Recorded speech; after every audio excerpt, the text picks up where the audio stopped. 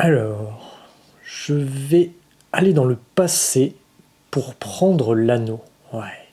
Ensuite, je vais passer dans le futur pour le numéro 3. Et paf, paradoxe. En plus, je pourrais peut-être déclencher un duel et lui voler une gemme. Ok. Je vais dans le passé pour jouer ceci. Hop, donc je récupère ça. Hop, et je mets ça ici. À toi. Bah, je sais pas. Bah, je sais pas, je jouais ça. Puis du coup, je vais là. Je prends ça. Et bah, je fais un paradoxe. Donc, je prends ça. Quoi ? Donc, j'ai gagné. Mais t'as même pas anticipé un coup. Tu sais même pas jouer. T'es là, tu joues les trucs alors que tu sais même pas ce que tu fais. T'anticipes rien. Et là tu gagnes. Ah bah oui, je pose ma carte là, puis je la récupère. Bah bien sûr. Tu gagnes alors que tu sais même pas ce que tu fais. Incroyable. C'est incroyable.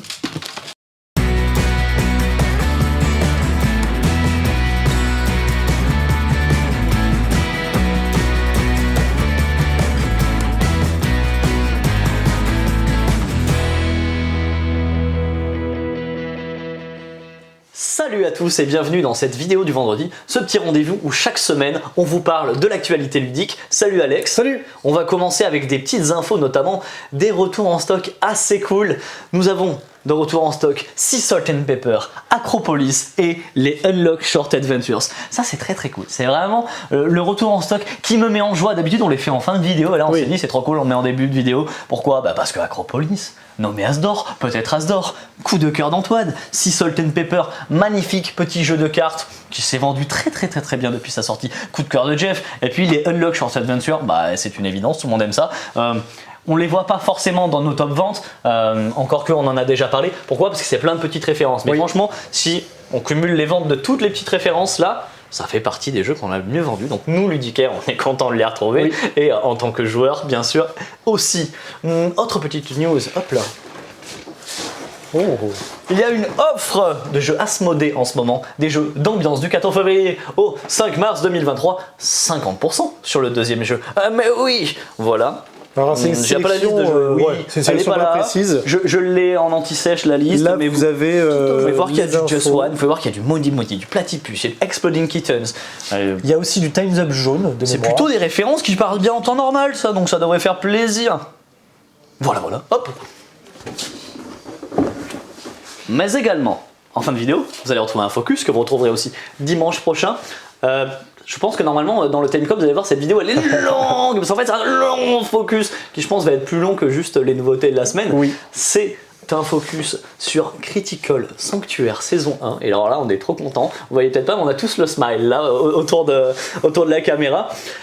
On a eu cette boîte en avant-première, on a fait la partie d'introduction, donc le scénario 0 sur 9 scénarios, parce que ça va jusqu'au scénario 8, donc épisode 8, et on a filmé tout ça avec un guest, et restez jusqu'à la fin, parce que ça va être très cool. On s'est mis un petit peu en mode actual play, comme ça, pour voir, et nous on a continué derrière l'aventure, donc ça sera hors caméra, et je dois dire que jusqu'ici on a pris beaucoup de plaisir. Donc Critical Sanctuaire, qui est la deuxième boîte de la gamme Critical, qui sont des boîtes d'initiation au jeu de rôle pour joueurs et MJ, par Johan Lemonnier, Christophe Vallat, et alors là avec des magnifiques illustrations de Vincent Dutré, et vraiment le matos est magnifique. Alors autant j'avais adoré Critical à la première boîte, mais alors celle-ci Sanctuaire, c'est vrai qu'elle régale particulièrement. Ok, et puis il est temps de passer à l'actualité ludique. Hop là. Alors cette semaine, hasard des sorties et des plannings, et surtout nous au niveau de nos commandes, pas de bol, on va avoir deux jeux qui auront plus ou moins la même thématique qui vont tomber là, comme ça, l'un après l'autre. Vous allez voir qu'ils sont quand même assez différents. Le premier, c'est Narcopolis. C'est un jeu de Amaury Montmoreau par des illustrations de Adrien Levim. Hop là, c'est un jeu 14 ans et plus. Je pense franchement que quand on est habitué à faire du jeu de société, on peut jouer un peu plus jeune. Encore que vous allez voir que les thématiques font que faut être un minimum mature quand même, je pense. 2 à 5 personnes pour, ils disent 20 minutes par personne. C'est bien, je pense que c'est à peu près ça. C'est un jeu de contrôle de territoire, c'est un jeu à points, et c'est un jeu qui a pour thématique des gangsters dans les années 2000. C'est très GTA, ça fait très Vice City, San Andreas, plus San Andreas évidemment pour l'époque. On est vraiment, et ça se retrouve d'ailleurs dans les illustrations de Adrien Devide. Oui. Hop là. On va chacun choisir notre personnage qui vient avec son plateau comme ceci. Sur son plateau, il va y avoir des business. Alors au début, vous avez juste la première ligne comme ça qui est dévoilée. Ça va être vos revenus. Et puis sur les autres, il va y avoir des petits bâtiments qui représentent vos business. Et au fur et à mesure que vous allez poser vos bâtiments, tac, tac, tac, tac, un peu partout sur les différentes régions du plateau, eh bien, lors de la phase de revenus, vous allez gagner de plus en plus d'argent. Mais alors, certes, l'argent, c'est le nerf de la guerre, mais c'est pas ce qui vous fait gagner, parce qu'en fin de partie, ce qui vous fait gagner, c'est des points de renommée, en fait. Hein. Voilà, c'est un jeu où on est des gangsters, donc on se la pète, on est des gangsters des années 2000 quand même. Et c'est ça qui va vous faire gagner. Donc, si je me rappelle bien, soit on fait dimanche et on voit qui a le meilleur score en fin de partie, au bout des dimanches, soit c'est quelqu'un qui a atteint 20 points, cette personne gagne la partie cash. En gros, en début de tour, vous allez récupérer votre argent, et cet argent, vous allez pouvoir l'investir pour faire des actions diverses et variées qui vont coûter plus ou moins cher, des petites actions qui coûtent pas très cher, des actions un peu plus velues, un peu plus costauds, qui va vous demander bien sûr d'investir un peu plus. Vous allez pouvoir déplacer votre personnage de région en région, vous avez un petit standees comme ça qui représente votre personnage. Sur les régions que vous possédez déjà, pour pas trop cher, vous allez pouvoir installer de nouveaux business. Business de quoi? Eh bien, de bordel, de casino, de vente d'armes et de drogue. On est des gangsters quand même, ok? Hop là. Vous allez pouvoir aussi installer des business dans des zones que vous ne contrôlez pas encore, des zones neutres, ça coûte un petit peu plus cher.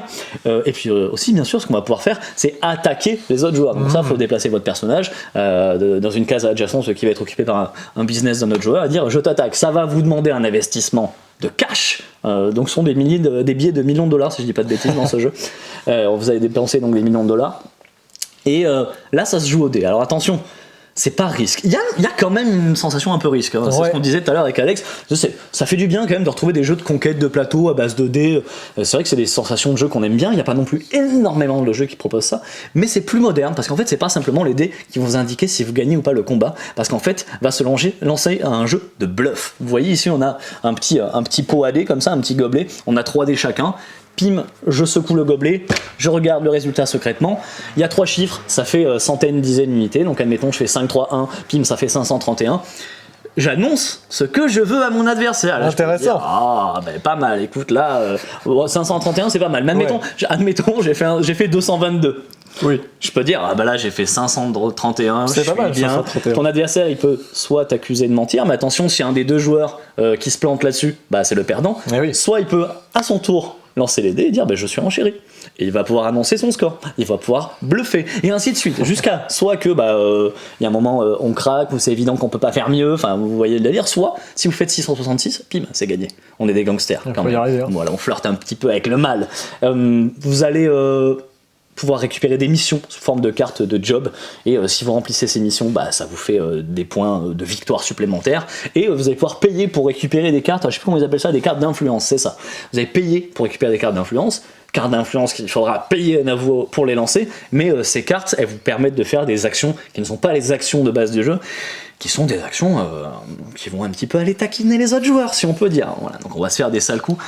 C'est vraiment un jeu avec une très forte interaction entre les joueurs, avec ce côté bluff. Moi, je sais pas vous, mais ça me parle quand même d'avoir intégré une dynamique de bluff dans des conflits, dans du contrôle de territoire. Je trouve ça très original, et surtout c'est malin parce que ça colle vraiment bien avec la thématique. Et c'est vrai que quand on a vu la boîte, on s'est dit c'est quoi ce look, ces illustrations? C'est vrai que c'est pas habituel. Et tout simplement, c'est le look à la GTA, à la Rockstar, et la direction artistique finalement est très très bien trouvée, je trouve. On va continuer sur du jeu de gangster. Vous allez voir qu'on change quand même d'ambiance, et on change de style de jeu.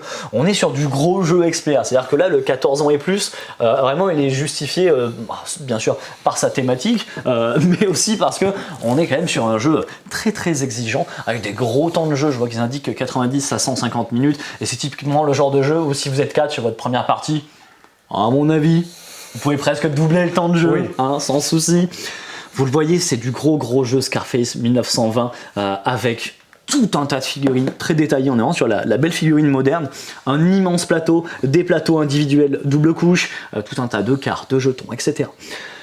Là aussi, parce que c'est typiquement ce qu'on veut voir avec ce genre de thématique, le but, ça va être de contrôler des territoires. Là, il va s'agir de postes d'ouvriers et un petit peu de deck building. Donc vous allez envoyer vos ouvriers faire différentes actions sur le plateau. Ça peut être directement sur les zones comme ceci pour agir dessus, évidemment essayer de prendre possession de ces zones. Vous allez pouvoir envoyer des recrues dans les bas-fonds, et dans les bas-fonds vous allez pouvoir recruter des personnages. Ces personnages ils vont venir dans votre paquet de cartes, ils vont vous donner des actions un peu plus sympas. D'où le côté un petit peu deck building. C'est pas le centre du jeu, mais clairement il y a du deck building, il y a de la construction de paquets de cartes. Alors, si, de faire ça, ça va vous faire augmenter ici sur la piste de criminalité. On est des criminels, c'est normal. Ceci dit, là, vous voyez, une zone rouge, là, va pas trop falloir s'y frotter. Ok. Vous allez pouvoir la faire descendre, cette piste de criminalité, en allant allonger des billets Bien sûr. au niveau de la police locale, pour qu'ils se disent que finalement vous êtes plutôt sympa et que ça vaut pas le coup de vous courir après. Mais quand même, il y a un jeton là, ici, un pion, qui va avancer de manche en manche et qui va faire que le minimum de votre criminalité lui augmente constamment. Ok. Il va falloir jouer avec ça. Ce qui va être intéressant, ça va être de se baigner dans la criminalité pour en récolter les fruits, peut-être redescendre, puis peut-être ensuite se faire pousser par le jeton. C'est vous qui verrez. Sur ces différentes zones, vous allez pouvoir donc prendre contrôle des différents lieux. Donc ce sont des cartes de lieux double face, ce qui va apporter pas mal de rejouabilité. Vous allez pouvoir investir des ressources dans ces lieux. Donc les ressources, ici on est en 1920. Il s'agit, je sais pas si je peux dire le mot sur YouTube quand même. Allez, je dis, je me lance. C'est de l'alcool. Ouais, je sais, c'est un peu chaud. C'est un peu chaud. T'es un vrai criminel. Ouais, on va peut-être se faire bannir de YouTube. Le mot est lâché. Vous allez investir donc des ressources, parce qu'en fait ce sont des nightclubs entre autres. Il n'y a pas que ça, il y a juste des zones où vous voulez obtenir tel ou tel quartier.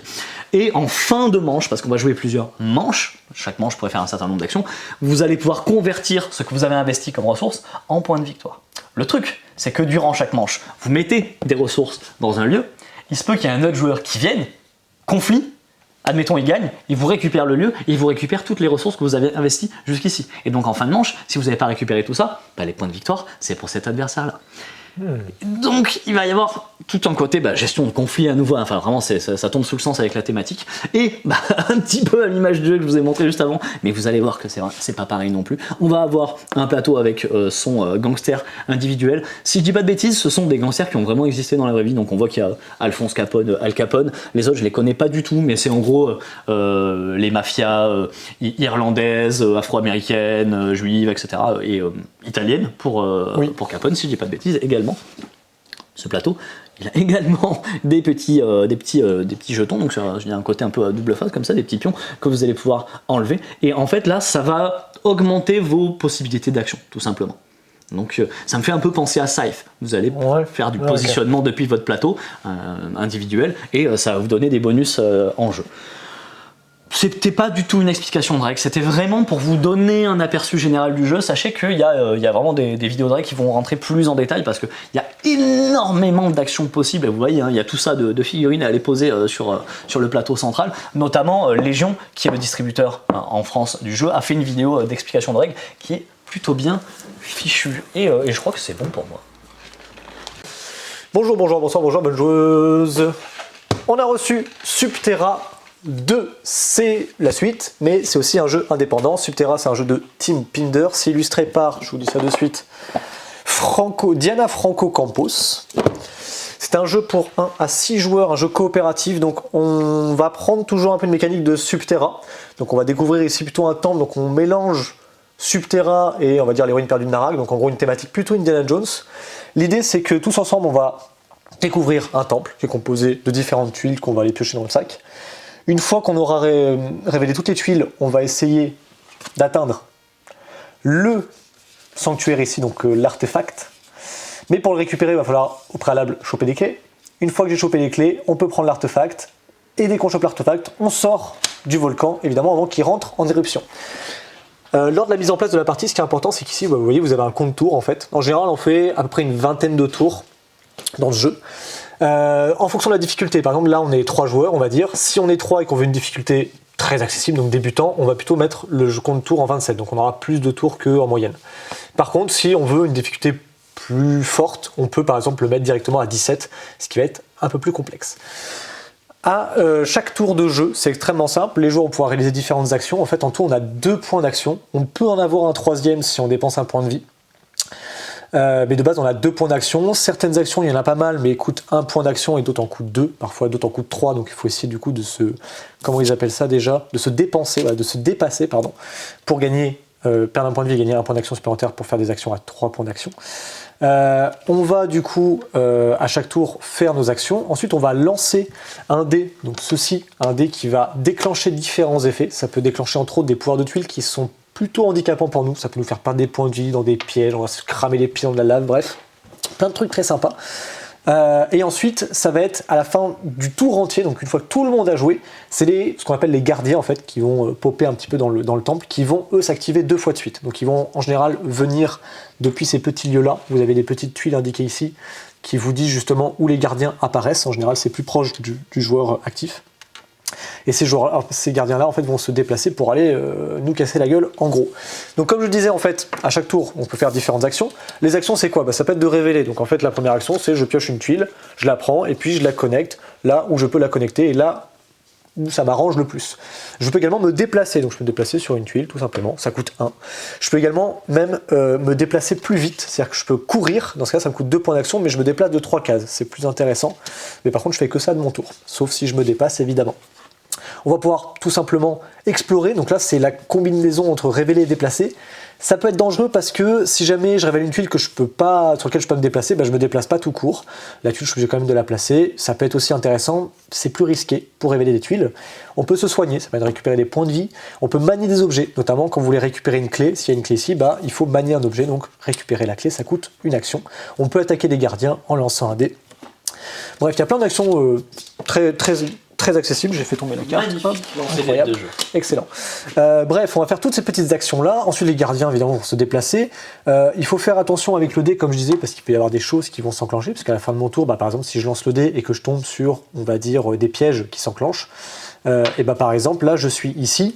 Là, on voit que les pièges, ça va être des flèches. Donc, on voit que les flèches indiquent cette case-là et celle-ci, évidemment. Chaque joueur qui est dessus se prend un dégât. Alors que sur les pièges ici, c'est sur la case même, le joueur va prendre 3 dégâts. Donc ça peut faire très très mal. Chaque joueur va avoir évidemment une petite carte de personnage avec des pouvoirs particuliers. Donc les actions aussi sont propres au personnage que vous jouez. Et en plus, au verso, vous avez la même signification qu'au recto. Sauf qu'ici, c'est écrit en français. Et puis si vous ne voulez pas lire le texte, vous avez des icônes qui vous rappellent tout simplement ce que vous avez le droit de faire aussi. Donc c'est très bien fichu. Il y a plein de persos, plein de pouvoirs, très cool. Franchement, ça va pas mal ajouter de combinaisons possibles. Et donc comme je le disais, du coup une fois qu'on a fait nos actions, du coup les gardiens vont s'activer et lorsqu'on va atteindre l'artefact, le joueur va prendre le jeton d'artefact qui est ici. Et l'idée c'est qu'après, si jamais le volcan ici arrive à 0 mais qu'on est encore en train de sortir du volcan, là le problème c'est que les tuiles vont pour la plupart se retourner et vont se transformer en fait en lave. Et du coup c'est là où ça pue, parce qu'en fait quand on prend les tuiles, on les met toujours face temple, mais lorsque le compte-tour sera arrivé et qu'on n'est pas encore sorti du volcan, il va falloir se grouiller parce qu'on aura très très chaud aux fesses. Voilà pour une explication succincte évidemment de Subterra 2. Je rappelle, je ne sais pas si je l'ai dit tout à l'heure, mais le premier est déjà en rupture. Donc sachez que maintenant Subterra 2 est disponible à la boutique et que malheureusement on attend grandement le retour du premier du nom. Et je vais laisser la place à Alice. Hop. On va faire demi-tour. Non Alice, merci. On va également expliquer l'extension de Living Forest. J'allais l'oublier. Je ne vois pas comment j'ai pu oublier, parce qu'en plus Living Forest c'est l'As d'or de l'année dernière.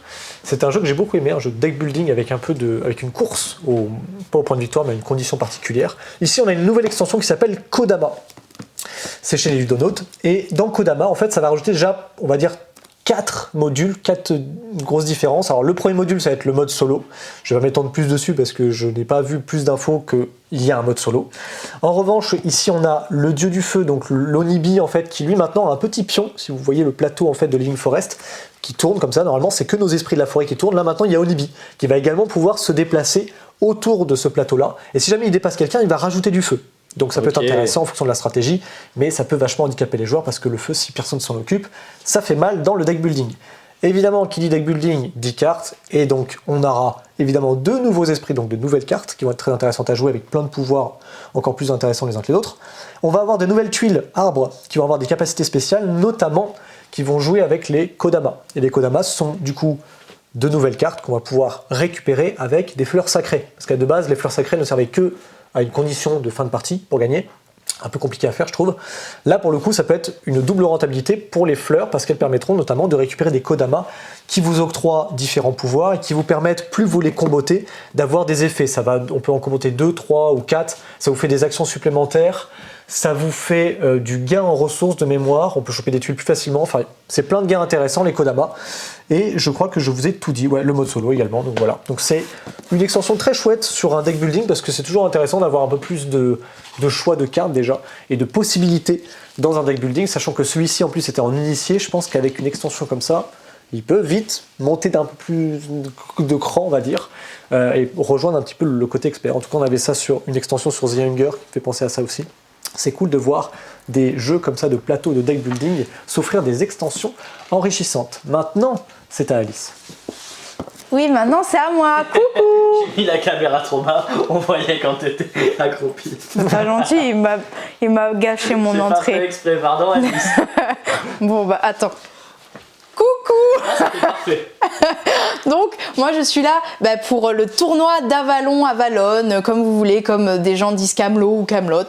On est très permissif ici. Donc du coup, tournoi d'Avalon, c'est comme le tournoi de Camelot, moi je dirais Camelot ici, qui était sorti de la même gamme chez Ori Games.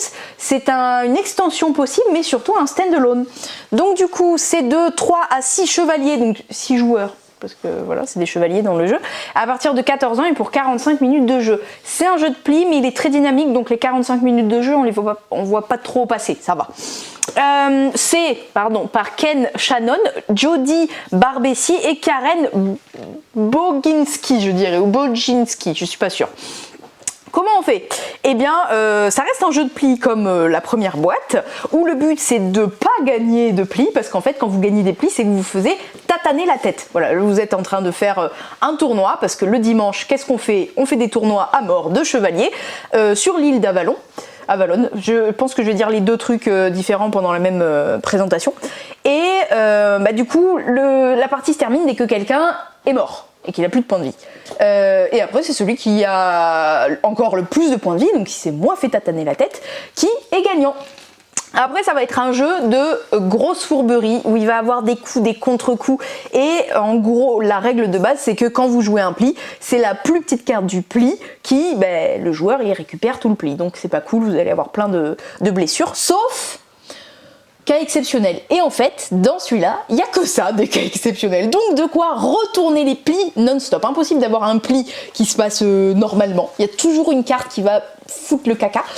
Donc du coup, à votre tour, vous jouez une carte, gna gna gna. Vous avez chacun votre chevalier avec sa légende qui va avoir des pouvoirs, qui va bien évidemment aussi tout déranger dans le jeu. Vous allez aussi avoir des lieux qui vont être ajoutés. Donc pour être l'hôte du lieu, il faut être celui qui lance le pli en fait, et vous allez avoir des bonus des pouvoirs. Vous avez aussi des faveurs qui peuvent, les faveurs des dieux généralement, qui peuvent vous aider quand vous êtes celui qui s'est fait le plus tataner pendant le tour. Vous allez avoir des faveurs des dieux qui peuvent un peu vous aider pour la prochaine manche, pour pas être la grosse victime de la partie. Vous avez aussi des cartes spéciales, d'événements, on va dire, que vous pouvez jouer. Par exemple, la Fée Morgane, quand vous la jouez pendant un combat, finalement, c'est pas la plus petite valeur qui perd, c'est la plus grande. Voilà, histoire de bien tout retourner. Et vous avez toujours, comme dans le premier, le système de quand vous jouez des cartes dans le pli et qu'elles sont de la même valeur, elles s'annulent et elles ne participeront pas au combat, ce qui est fort pratique pour éviter les blessures. Bon, c'est pas très glorieux, mais au moins vous êtes vivant. Et enfin, je voulais dire un dernier truc, c'était, un système de draft. Grande différence. Oh, wow. Ouais. À chaque tour, vous allez passer 3 cartes à votre voisin. Et là, alliance ou menace possible. Par exemple, attends, alors là, j'ai ça. Comme ça, tu pourrais peut-être contrecarrer l'autre, mais du coup, je sais ce que tu as en main. Je sais aussi que je t'ai passé un 8. Tu me le sors, je te démonte. Voilà, des choses comme ça. Donc, vous pouvez totalement négocier, menacer, faire des alliances que vous allez forcément rompre. Ou en tout cas, il y a de fortes chances. Et voilà, rien que pour ça, c'est très différent du premier. En plus, à quoi ça sert de le mélanger à la boîte de la première boîte ? C'est que ça fait une variante KO absolue. En fait, vous pouvez jouer jusqu'à 8 et non pas 6. Voilà. Ok. Voilà, C'est bon. Donc du coup, c'est déjà la fin de cette vidéo. Et puis, parce qu'on n'a pas fait de derrière le comptoir, puisqu'il était en introduction pour les nouveautés, les retours en stock, pardon. Et donc maintenant, on vous laisse aller voir notre très long focus, mais parce que c'est un let's play qui est trop cool. Si vous voulez nous voir avec des maquillages, Alex, il a une étoile bleue dessinée sur la joue. Ça lui va très très bien. Antoine, il a une fausse fourrure sur les épaules. Et moi, j'ai une cape qui me tombe tout le temps sur la tête. Voilà, rien que pour ça, allez voir le let's play et à plus. Salut à tous et bienvenue dans ce focus un peu particulier. Nous sommes en dehors du cadre de la boutique, dans un cadre très cosy. C'est une vidéo pour vous présenter la prochaine boîte de la gamme Critical. Cette boîte, c'est Sanctuaire saison 1, donc après Fondation saison 1, il y a une nouvelle aventure dans un nouvel univers. C'est un univers de fantasy, c'est un jeu de Johan Lemonnier, Christophe Vallat et illustré par Vincent Dutré. Donc dans cette boîte, il y a tout ce qu'il faut pour jouer, un scénario complet, tout le matériel, bref, la même formule que pour la précédente boîte de Critical. On va faire une partie filmée de l'épisode 0, donc l'introduction de la campagne, avec un MJ de renom, mais je vais le laisser se présenter. Bonjour, je suis Christophe, je suis meneur de jeu professionnel, c'est moi qui vais mener la partie ce soir pour les 3A. Je suis meneur de jeu depuis 20 ans, professionnel depuis moins d'une année maintenant. J'ai participé à de nombreux colloques sur le jeu de rôle en université et également je suis prof de jeu de rôle ici à Bordeaux où justement je pratique et je propose mes services. Ce soir nous allons donc jouer, comme vous l'a dit Antoine, à Critical Sanctuaire qui est la première saison. C'est un jeu de rôle qui permet de pouvoir accompagner les débutants vers le jeu de rôle, vers la masterisation, vers le fait d'être meneur de manière assez pédagogique. C'est très facile à prendre en main. Mais ça convient également aux plus expérimentés, puisqu'après 2 ou 3 épisodes, on retrouve des mécanismes et également des sensations qui sont celles d'un jeu de rôle plus classique et avec une trame en fait sous forme de scénario comme un jeu de rôle plus classique. Donc, sans plus tarder, l'épisode 0. Aussi loin que remonte la mémoire humaine, la Terre des 8 a toujours été divisée en baronnies. 8 baronnies très exactement. Point de roi ni de prince dans ces baronnies, seuls les dieux président à la destinée des hommes. Mi-hommes, mi-animaux, ils s'avèrent omniprésents dans la vie quotidienne. Leur magie se diffuse dans le monde, et eux aussi sont au nombre de 8. Les prêtres nomades sont ceux qui portent leurs paroles. Crabe, biche, hibou ou encore singe, chaque divinité offre aux hommes les fondements de la civilisation. De civilisation forte et de civilisation harmonieuse. De leur côté, les sorciers incarnent la puissance des dieux. Cette magie se matérialise sur leur corps sous la forme de tatouages. Quant aux guildes, elles structurent la société des cités et des baronnies. Elles orientent la vie politique des humains sous le regard plutôt amusé des dieux.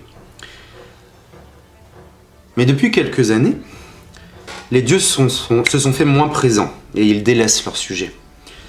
Les prêtres nomades, représentant des divinités sur Terre, se retrouvent seuls face aux problèmes des hommes. Cette place vacante a été laissée et elle pousse les barons à prendre leurs armes et à revendiquer le pouvoir. Les guildes tentent de négocier un accord et la magie commence à s'estomper. Le temps des hommes serait donc-il enfin venu ? Au-delà de la mer de Neven, sur l'archipel du Croissant, berceau des dieux, des choses étranges se produisent. Des tombeaux endormis se réveillent. Des histoires de monstres refont surface. Bienvenue dans le repère des dieux. Maintenant, nous allons parler de la guilde des explorateurs. Parmi les 8 guildes de la Terre des 8, vous, les joueurs, vous appartenez à celle des explorateurs. Elle est composée d'érudits, d'aventuriers, de combattants, qui sont tous très courageux et animés d'une curiosité insatiable. Généralement, vous allez là où personne n'ose s'aventurer. Un peu des Indiana Jones locaux. Pour intégrer la guilde, c'est un sacerdoce dans le sens où c'est tirer un trait sur son passé, quel qu'il soit. C'est accepter de travailler en équipe également, et de faire confiance à ses compagnons, malgré des personnalités fortes et parfois même opposées. et aussi des parcours plutôt colorés. Vos missions, explorer des régions inconnues, découvrir des nouveaux peuples et enquêter sur les mystères de ce monde. Est-ce que vous êtes prêts pour l'aventure ? Oh oui. Ouais. Donc nous voilà réunis pour l'épisode 0. Prisonnier. Commence bien. Donc missionnés par la guilde des explorateurs, des aventuriers à l'esprit bien trempé explorent une nécropole qui est située au cœur d'une jungle luxuriante. Les rumeurs sont donc vraies. Les ruines cachées par la végétation se réveillent. À peine arrivés à destination, ils sont capturés par une escouade de morts-vivants. Oh oui. A l'air plutôt patibulaire, si vous voulez mon avis. Dépouillés de vos armes, vous vous voyez jetés au fond d'un cachot, humide et moisi. Et il se trouve que ces aventuriers au destin unique, dont on va suivre les aventures dans cette première saison, et dans cet épisode 0 surtout, c'est vous trois. Et donc sans plus tarder, vous allez devoir choisir votre personnage parmi les 4 que nous trouvons ici. Ils n'ont pour l'instant pas de nom ni d'histoire, tout cela vous allez le choisir et l'incarner ensuite, mais ils ont des capacités et une carrière surtout, c'est-à-dire un métier qu'ils savent faire, avec des petits avantages. Certains sont plus forts pour les actions physiques, d'autres pour les actions mentales. Vous découvrirez ça au fur et à mesure de la partie. Pour l'instant, nous allons attendre un petit peu et transformer les 3A en 3 personnages de cet épisode prisonnier.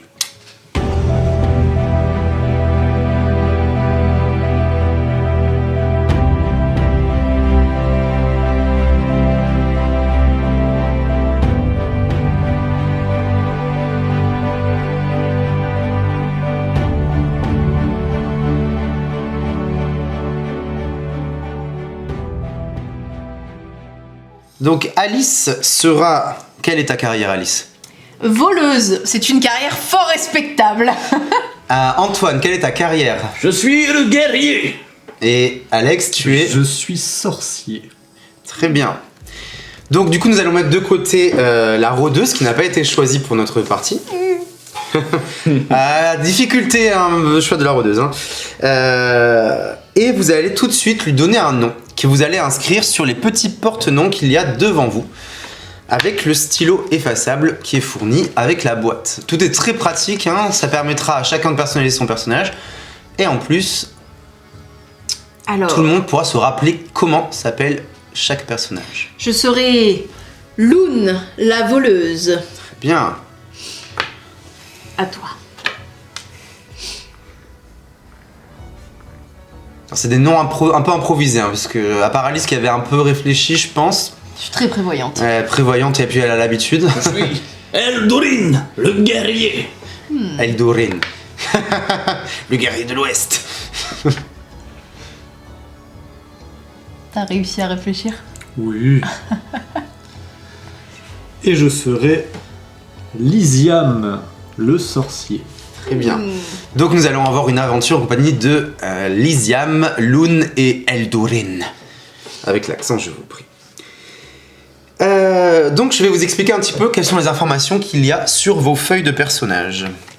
Je vais récupérer la petite dame en vert. Donc vous trouvez sur votre feuille de personnage sa santé, qui ce sont les points de vie en fait. Qui indique l'état de votre personnage. Naturellement, tant que vous en avez, vous êtes vivant. Ensuite, c'est un peu plus compliqué. Vous avez ici l'indication de où mettre toutes les armes que vous allez avoir pendant l'aventure, donc sur le côté gauche de votre carte. Et ici, tout ce qui est équipement, le petit sac sur le côté droit de votre carte. Ainsi, tout sera toujours visible. Vous avez donc la carrière, qu'ils ont précisé, ainsi que une qualité et un défaut, qui vont donc aider à faire du roleplay, c'est-à-dire à incarner le personnage, et une description physique et morale un petit peu du personnage. Ici, vous avez les 4 traits principaux, les 4 caractéristiques principales, qui sont donc les caractéristiques qui aident à faire l'action. Celle qui est en rouge, c'est la plus forte chez le personnage, celle qui lui apporte un avantage. Donc par exemple, Moi, Loon, c'est social. voilà. très forte pour baratiner les gens. Et vous avez enfin une petite citation qui aide aussi un peu à personnaliser le personnage et à l'incarner plus facilement. Je précise également que le personnage a un côté masculin si vous préférez jouer un homme ou une femme selon votre choix. Voilà. On dirait Zoro un peu, mais Zoro qui a mal vécu sa vie. La meuf sera bien mieux. Donc nous voilà avec nos 3 aventuriers au destin unique. Lysiam, Lune et Eldorin.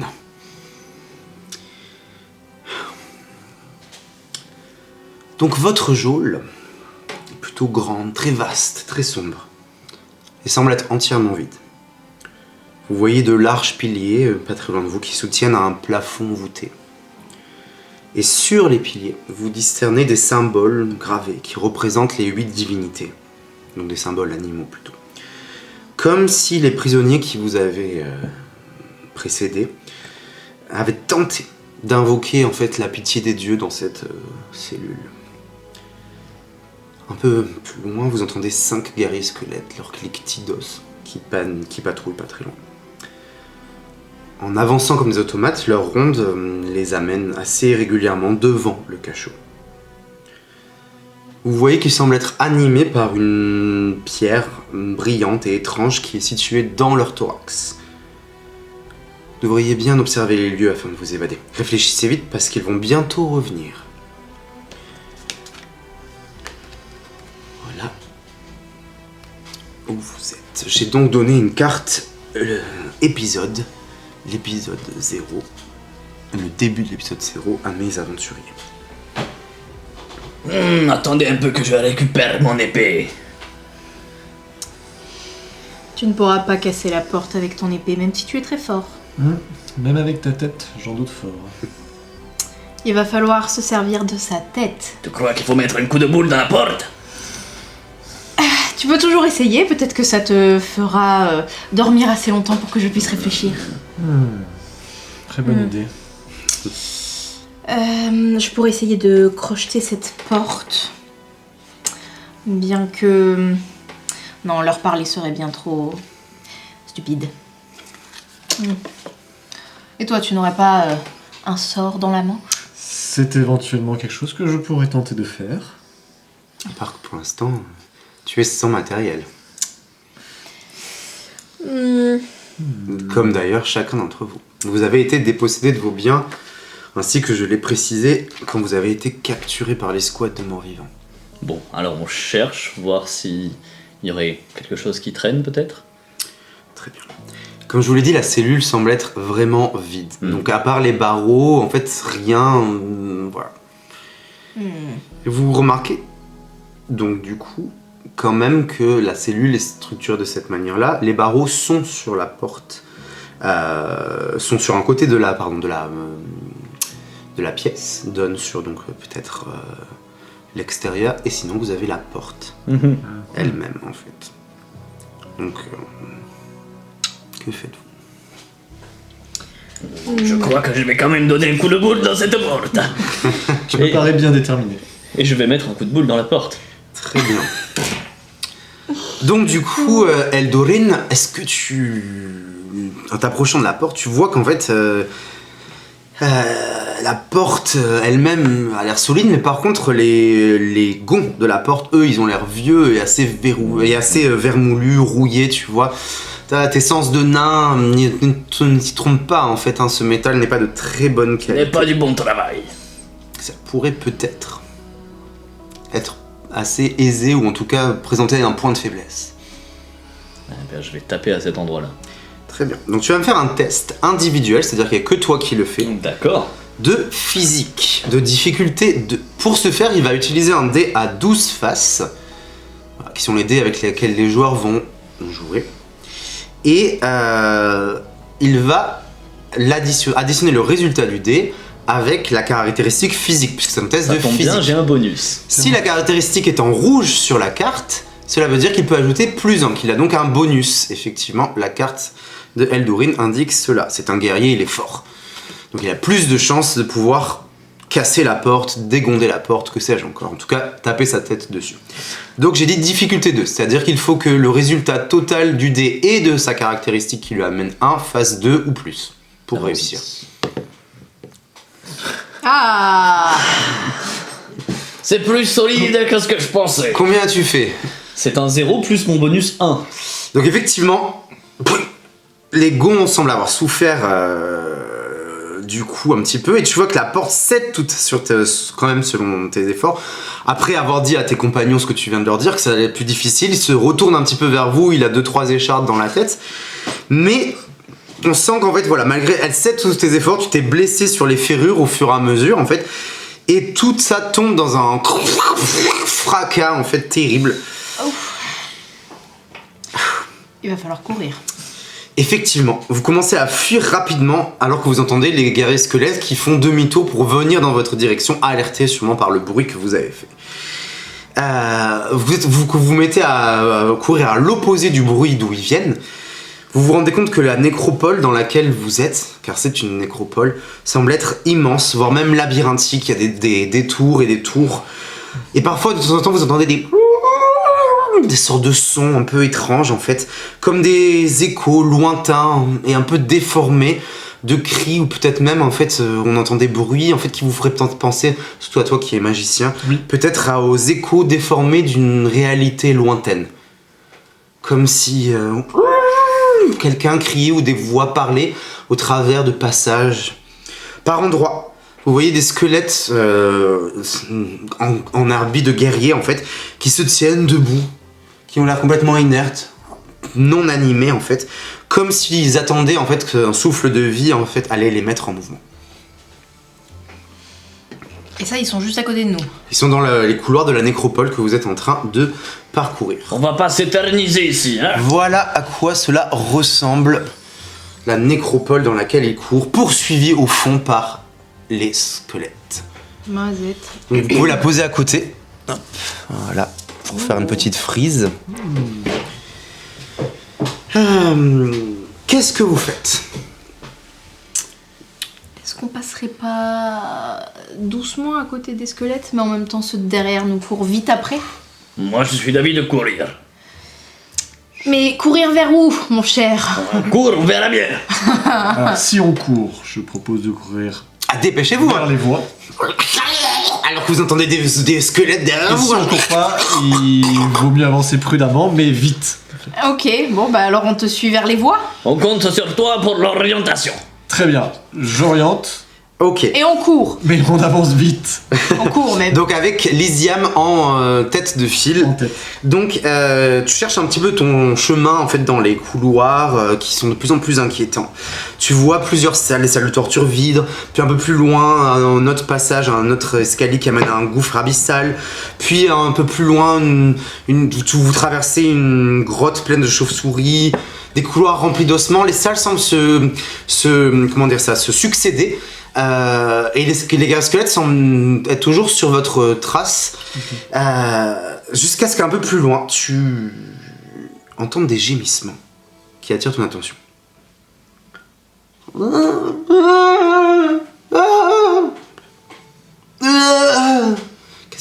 On dirait une voix en fait qui est vraiment de quelqu'un qui est mal en point, qui aurait peut-être besoin d'aide vu le ton plaintif. J'avance vers Ok. la voie, je continue d'avancer.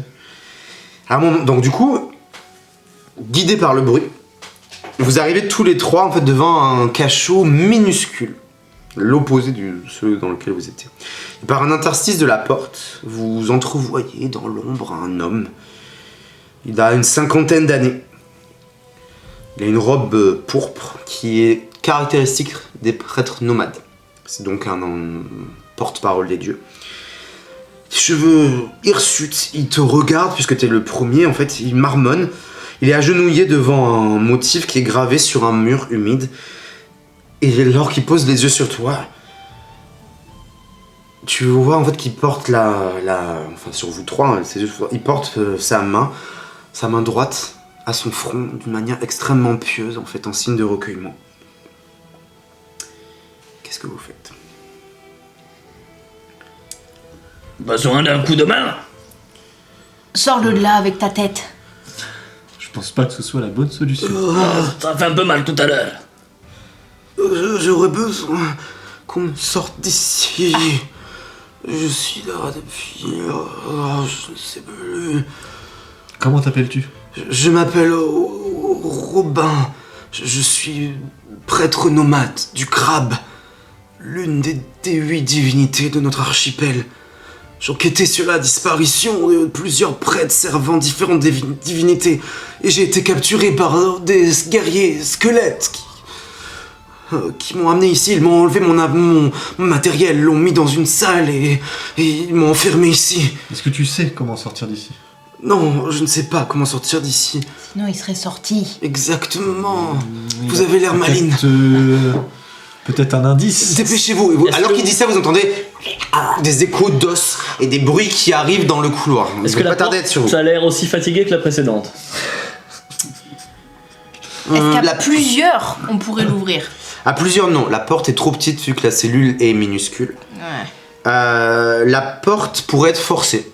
Ça a l'air d'être du même acabit que celle que tu as essayé de tenter tout à l'heure. Poussez-vous, je vais mettre un coup de boule. Donc il s'approche, il a encore des morceaux de bois et la trace des ferrures dans la tête, mais il a l'air déterminé. Tu as tes mains aussi, hein, Eldourine. C'est important pour travailler les mains. La tête, ça sert à rien. D'accord. Du coup, Robin se met un peu plus loin, en fait, se recule dans sa cellule. Toi, du coup, Loon et toi, Lysiam, vous entendez de plus en plus, arrivant en fait du bout du couloir, les squelettes qui vous cherchent, cliquetant et râlant. Il va falloir qu'ils se dépêchent, Je Eldourine. mets un grand coup de boule. C'est le même test, c'est un test de physique, difficulté 2. On va essayer de faire mieux. C'est un 2, avec le bonus ça fait 3. 3. Et donc du coup tu arrives à passer la difficulté. La porte, cette fois-ci, genre, est beaucoup plus petite, ce qui fait que du coup ton coup de boule en fait arrive à la défoncer, elle s'arrache de ses gonds. Robin avance, te remercie d'un signe de main en fait qui porte à son cœur cette fois-ci. Et tout de suite, vous reprenez la course dans les couloirs. Ok. Et il marche à côté de vous Moi, en je titubant. le soutiens. Très bien. Et il s'appuie sur toi. En fait, les guerriers squelettes sont toujours derrière vous. Vous êtes toujours sans équipement, sans armes. Que faites-vous? Tu m'as dit qu'ils avaient mis ton équipement quelque part, tu le sais où c'est? Oh oui, mais Cyrnain, vous savez, ces créatures sont sans pitié. Pour sortir d'ici, et c'est sûr que nous allons devoir nous battre. Comme j'imagine que vos armes sont elles aussi ont été enlevées. Oui.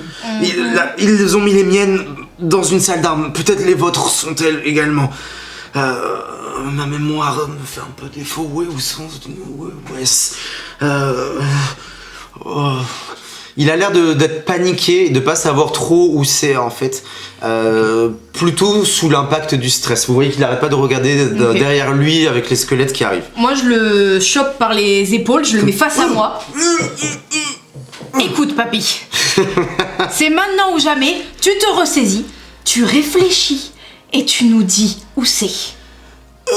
J'essaye de faire du social. Un peu musclé et mordant, mais oui, social. c'est du social. Donc tu fais un test de social individuel, parce qu'il n'y a que toi qui t'es lancé là-dedans. Ok. Difficulté 2. Ok. Donc 1 plus 1, ça fait 2. Ça fait 2, pile. Donc du coup, prenant peur, tu lui fais un peu plus peur que les squelettes pendant quelques secondes. Oui, je m'en rappelle maintenant, quand j'étais emprisonné, les morts-vivants, ils conservent les effets personnels des captifs au bout d'un couloir qui est illuminé avec des braseros verts. Et si nous devons les affronter, c'est la pierre verte qu'il y a dans leur torse qui est la clé de leur enchantement qui les anime. Est-ce que tu peux nous y conduire? Oui, je me rappelle où c'est, par là-bas, suivez-moi. Parfait. Donc du coup, comme des ombres, vous commencez à traverser la nécropole. Vous voyez les ombres des squelettes qui se dessinent derrière vous, vous avez un peu d'avance. De temps en temps, vous avez des sursauts alors que vous voyez des guerriers squelettes au coin des couloirs, qui eux sont immobiles. Ils ne semblent pas porter de pierre, ou en tout cas, ils ne semblent pas être animés. Et de loin en loin, vous commencez à apercevoir des braseros qui dégagent une lueur verte et surnaturelle. Et à part ici, vous les suivez. Un petit moment, et au bout d'un moment, vous vous demandez si Robin n'a pas halluciné, puisque presque découragé, vous commencez à baisser un peu les bras, en fait, et vous découvrez enfin une porte bardée de fer, qui semble être entrouverte. Alors que vous vous glissez dedans, vous pénétrez dans une vaste salle circulaire qui est encombrée partout autour de vous de tables et d'armes rouillées. C'est clairement l'armurerie. Et vos armes et vos possessions sont là, vous les reconnaissez tout de suite. Pas du tout rangées comme tout ce qu'il y a dans cette pièce qui semble être vraiment éparpillé. Sûrement que les squelettes les jettent ici. Voilà dans ce que vous trouvez. C'est dans quoi vous vous trouvez, pardon, excusez-moi. Effectivement, c'est le bordel.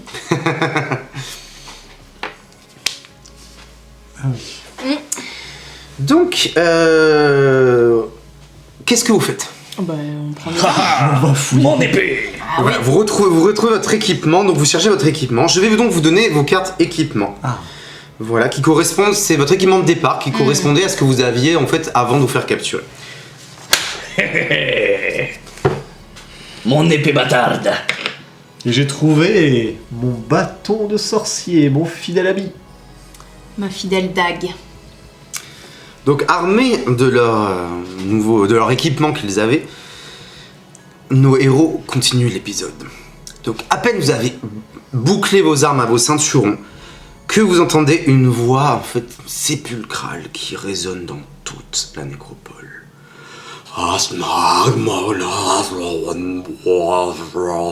Elle semble hurler une incantation aux accents maléfiques. Et tout ça semble provenir comme du centre de la terre.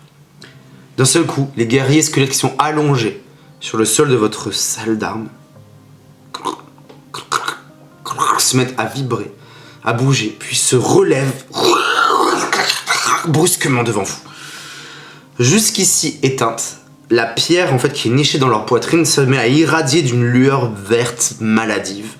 Et au même instant, une patrouille remonte le couloir. Vous êtes piégés, faits comme des rats.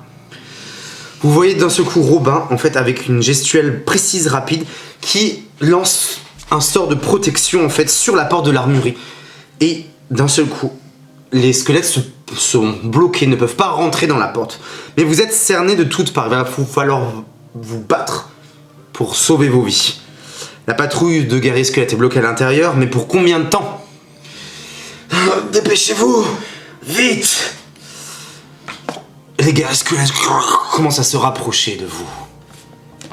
Je mets donc le petit guerrier squelette, enfin le grand guerrier squelette sur mon écran. Nous allons donc faire un combat. Donc en combat, nous allons commencer par demander un tour d'initiative, c'est-à-dire que nous allons nous demander à savoir qui joue en premier parmi tous les personnages. Sachez que autour de vous dans la salle, il y a 3 squelettes qui se sont réveillés. Okay. Un chacun. Intéressant. Ils semblent se déplacer vers vous de manière lente et maladroite. Et chacun d'entre eux porte une arme, que ce soit une épée ou une hache rouillée à leurs mains. Vous êtes nécessairement plus rapide qu'eux. Donc l'initiative va servir à déterminer qui de vous 3 est le premier par contre. Donc je vais vous demander un test collectif, c'est-à-dire tout le monde le fait en même temps, de mental. Intéressant. De mental. Je trouve que c'est une caractéristique rouge. C'est un 2. Pour moi. C'est un 1. C'est un 3 plus un 4. Donc c'est notre magicien qui est le plus rapide. Oh, la voleuse la plus lente. Nul. Donc nous allons faire un tour de table en respectant cet ordre, dont l'ordre ici c'est anti-horaire. Donc Alex, tu es le premier. Parfait. Donc Lysiam, Oui. que fais-tu? Eh bien, je plonge mon bâton sur le sol. Ok. Celui-ci fracasse légèrement la terre et fait trembler du coup le squelette pour tenter de le faire tomber. Très bien, donc tu utilises la magie terrestre de ton bâton. Exactement. Très bien. Donc, ensuite, Antoine, avant de résoudre, nous allons faire d'abord savoir qui fait quoi. Antoine, que vas-tu faire? Je dégaine mon arme et je vais cibler la petite pierre verdâtre. Très bien. Et toi, du coup? Une dague apparaît dans ma main, comme par magie presque. Et je fonce très très vive vers le cœur aussi d'un... Sachez qu'à votre tour, vous avez tous le droit de faire une action de combat, en fait, de votre choix. Soit de de faire une action de déplacement ou de faire une action d'équipement. Ok. Voilà. Donc utiliser un équipement n'est pas la même chose que faire une action de votre choix, qui n'est pas la même chose que faire un déplacement. Vous pourrez y resonger pour plus tard.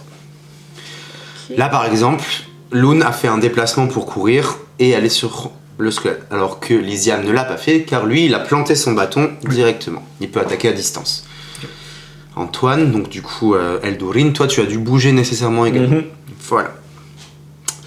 Donc, on va commencer à la résolution des actions. Donc, Alex, tu vas me faire un test. Donc, c'est indiqué sur ton bâton pour utiliser ton équipement. Parce que toi, tu as fait une action d'utiliser un équipement. Oui, moi c'est 2 utilisations. Ici. Créer une petite illusion éphémère, souffle, luciole, le bruit suspect. Ça, c'est 2 utilisations par épisode. Ok, d'accord. Donc, c'est-à-dire que ton bâton contient un certain nombre de magies, en fait, un certain nombre de quantités de magie, on va dire, et il va falloir en fait l'utiliser parcimonieusement. D'accord. Comme un flingue, mais magique. C'est ça. Donc, ta difficulté, c'est un test de mental, normalement, ce qui est marqué. Est-ce qu'il y a une compétence qui est marquée avec ton bâton ? Non. Donc, c'est juste un test de mental. Ok, super. Et puis je fais... Ta difficulté est à 2. Le squelette est lent, ne semble pas pouvoir trop esquiver la vague de tremblement de terre que tu es en train de lui envoyer, la vague sismique qui se dégage de ton bâton. Eh bien, c'est un 1, et comme j'ai plus 1 en mental, ça fait 2. Ça passe pile. Donc, contrairement au spectre, le mort-vivant en fait n'est pas vraiment un fantôme qui est né naturellement, ce qui fait qu'en fait il est très fragile en fait. Le rituel impie en fait qu'il a créé en fait n'est pas très puissant et ces créatures n'existent généralement que pour tuer. En fait, ils sont très bêtes et ils ne font que réaliser une seule tâche. Donc, il ne réagit même pas quand tu lui envoies ça. Ne cherche même pas à l'esquiver. Genre, la vague en fait sismique passe sous ses pieds, le déstabilise et il tombe par terre en petits morceaux, en tout cas au niveau des jambes. Est-ce que ta carte indique le nombre de dégâts que ça fait ? Alors j'ai marqué 1 dégât terre. C'est ça, 1 dégât de terre. C'est si jamais en fait la créature est sensible à ce type de dégâts, il y aura peut-être des effets supplémentaires. D'accord. Là, ce n'est pas le cas en fait. Par contre, la créature en fait tombe par terre, le squelette est par terre, genre une de ses jambes a volé en éclats sous l'impact de ta vague sismique et il continue à avancer vers toi, quand bien même voulant exécuter sa tâche. En progressant, en rampant, en tendant ses doigts décharnés vers tes pieds. Hop. Eldorin, c'est à toi. Je vais faire un test de physique, bien évidemment. C'est un 3 plus un bonus, ça fait 4. Très bien. Donc 4, tu as dépassé de 2 fois la difficulté. 4, ça fait 2 fois 4, tu fais donc ce qu'on appelle... 4 égale 2 fois 2, pardon, et ça fait donc une réussite critique, qui a donc des petits effets spéciaux. Un critique en combat, en fait, fait que l'effet de ton attaque est doublé. Donc les points de santé que tu infliges, dans ce cas-là, vont être doublés. Donc combien ton arme inflige-t-elle de dégâts ? 2. Donc 4. C'est suffisant, en fait, pour éclater, en fait, le squelette qui n'a que 2 petits points de santé. Je te laisse, de manière critique et épique, nous expliquer ta magnifique passe. Verticalement, j'abats mon épée bâtarde et je le coupe en 2. Et lorsque mon épée atteint le sol, je me tourne vers mon ami et je lui dis « C'est comme ça qu'on fait !» Très bien. Lune, qui est en train de courir rapidement vers son squelette, qu'est-ce que tu fais ? Eh bien, je vais essayer de planter ma dague au cœur de sa pierre. Très bien. Donc, tu me fais un test de physique également. Yeah, super. On peut pas essayer de lui parler ? Alors, trouver un point faible, qui est ton action. Tu voulais faire ça, en fait. Oui. C'est pas vraiment lui parler, je vous l'ai dit, ils sont bêtes. Non, c'est sûr. Par contre, trouver un point faible, effectivement, c'est intéressant car ça permet d'utiliser le fait de trouver un point faible qui est prévu par les règles du jeu. Ça demande un test de mental, par contre. C'est pas fifou non plus, mais bon. Difficulté 1. Non, difficulté, pardon, c'est moi 2. En fait, toujours pareil. Trouver un point faible, la période d'âme. Non, difficulté 3, excuse-moi. Bon, j'ai fait mon jet de dés, j'ai eu 3, donc je vais le garder.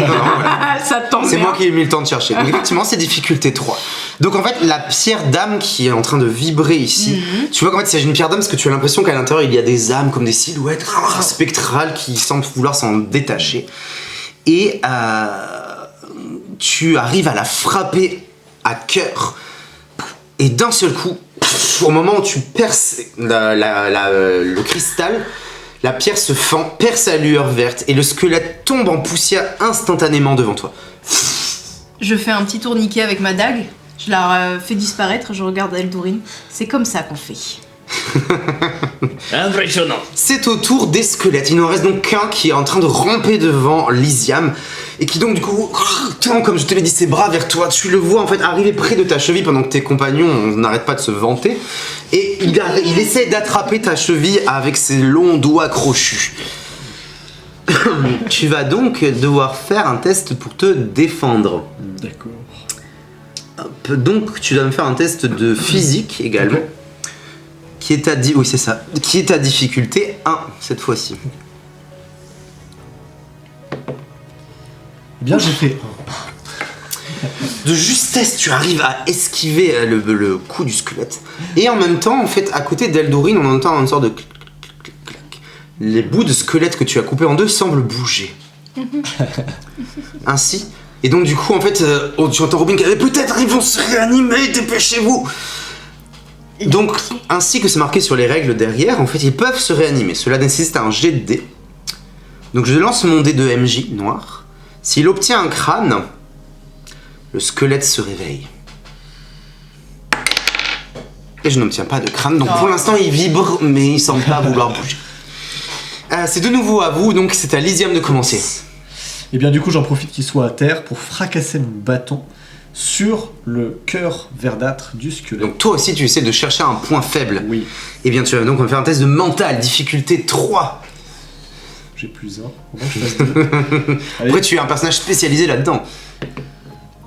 Oui, Bien joué. Plus un 4. 4, et donc tu passes... Ah non, tu ne passes pas 2 fois la difficulté parce que ça aurait été 6. Ah oui. Mais Ouais. tu arrives à faire ça. Donc au moment où ton bâton se plante dans le cristal vert, et de la même manière que celui de Loon, en fait, le cristal explose et le squelette se transforme en un tas de poussière.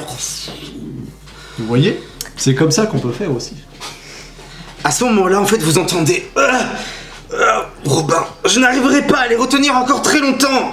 Ils semblent être pâles et très fatigués. Il faut vite trouver une issue.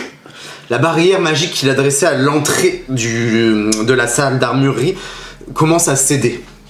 Et vous entendez du coup des bruits de squelettes de plus en plus forts. Que faites-vous? Tu es bien trop gros pour passer par la persienne. De toute façon, il faut finir celui-là. Oui. Et je vais achever celui qui reste au Très sol. bien. Comme il est déjà au sol, tu as juste à marcher sur sa pierre pour pouvoir l'achever. D'accord, je la brise du talon. C'est ça. Donc pendant qu'on entend un crack sinistre et ensuite un de poussière qui se disperse autour des pieds de Eldorine, qu'est-ce que vous faites? Moi, est-ce que je peux un peu utiliser mon caractère de personnage qui est que Toi qui je remarque toujours ce qui échappe aux autres. Donc Est-ce ça que le MJ peut me... Alors, est-ce que ça voudrait dire que ton personnage, que tu vas chercher en fait des choses? Bah oui, forcément. Très bien, C'est alors, du du mental, coup- j'imagine. C'est du mental. Donc toi, ce que tu vois, Lysiam, c'est que tu vois apparemment que, voilà, Loon se met à fureter derrière le bazar, derrière en fait tout le fatras d'objets en fait qui est posé dans cette armurerie. Il y a toujours un passage secret. Toujours de quoi fuir. Toujours. Tu es sûr de toi? C'est ce qui m'a sauvé de plein de situations. Allez, aide-moi à chercher, toi. Je vais t'aider. Donc vous faites un test collectif de mental. Un test collectif, c'est-à-dire qu'en fait tous les PJ vont effectuer le test, donc vous deux vous avez effectué le test. Si au moins un d'entre vous réussit, alors ça réussit. Ah oui, d'accord. On Ok. cumule pas. Non. Très bien. Mental, bah je compte sur toi. Oh, il semblerait que je sois le cerveau. La de difficulté cette est à 2.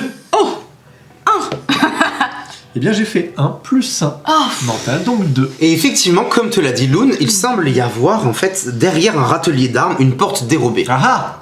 Je crois que j'ai trouvé quelque chose qui pourrait Ouais, t'intéresser. j'allais la trouver de toute façon. Donc vous vous glissez par le passage étroit dérobé et vous marchez dans un couloir un peu humide jusqu'à émerger au cœur de la jungle luxuriante. Vous laissez derrière vous en fait tous les halls obscurs et méphitiques de la métropole. Et après un périple de fuite de 2 jours, vous atteignez le comptoir de Port Azur, où vous arrivez fatigué mais vivant. Robin, le prêtre du crabe, vous remercie de l'avoir sauvé. Vraiment, je vous remercie d'avoir fait ça pour moi. Je vais rejoindre mes frères pour leur annoncer mon retour. Je pense qu'ils m'attendent. Alors qu'ils vous quittent, sur le quai du port où vous vous trouvez, il y a un vieillard qui grogne en montrant le ciel d'un doigt un peu tremblant. Ça ne fait que commencer. Au même instant, on dit ça, par-delà les nuages, une de ces gigantesques îles sanctuaires dédiées aux divinités animales semble se fissurer avec un craquement sourd et une fumée noire et sinistre semble commencer à s'en échapper. Et alors que vous regardez ça, vous imaginez tous les trois tout de suite qu'est-ce que ça va être votre prochain job pour la guilde. Fin de l'épisode 0. Fin pour vous, parce que nous on va continuer cette aventure, mais ce sera hors caméra. Nous espérons que ce scénario 0 vous a plu. Alors c'est le scénario 0 sur 9 épisodes au total, donc ça va jusqu'à l'épisode 8. Nous remercions Gigamic pour cette super avant-première, puisque le jeu sera disponible dans votre boutique préférée d'ici la fin du mois de février. Et pour ceux qui voudraient en savoir plus sur le jeu de rôle, sachez que je fais des prestations pour vous, que ce soit pour des particuliers ou des structures privées ou publiques. Et ceux qui ont des questions, ou si vous avez en fait des interrogations, n'hésitez pas à me contacter ou à aller voir sur mon Instagram ou sur mon Facebook ou bientôt sur mon site. Et tout sera dans la barre de description en dessous. Et à bientôt chez Jeux des cartes Et à Bordeaux. bientôt.